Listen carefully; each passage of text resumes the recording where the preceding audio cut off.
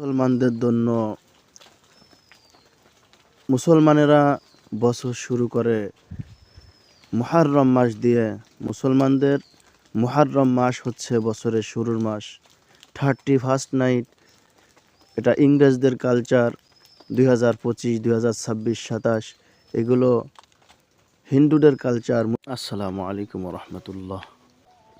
2026 সালের প্রথম ফজরের নামাজ আদায় করতে পারলাম, এজন্য আল্লাহর দরবার হাজার শুকরিয়া।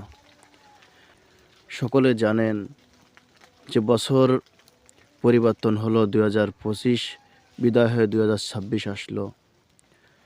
আমি যারা আজকে খ্রিস্টানদের মতো বা নাসরাদের মতো যারা 31st নাইট পালন করেছেন, আপনি এটা পালন করলেন, এটা কি আপনার জন্য মুসলমানের সন্তান, এটাও কি আপনার জন্য আদৌ কাজটা ঠিক হয়েছে? যারা খ্রিস্টানি কালচার আজ পালন করেছেন, রাত্র জেগে আতশবাজি ফুটিয়েছেন, 31st নাইট পালন করেছেন, এটা মুসলমান জাতির জন্য এটা হারাম একটি কাজ। আমার কাছে মাপ চান।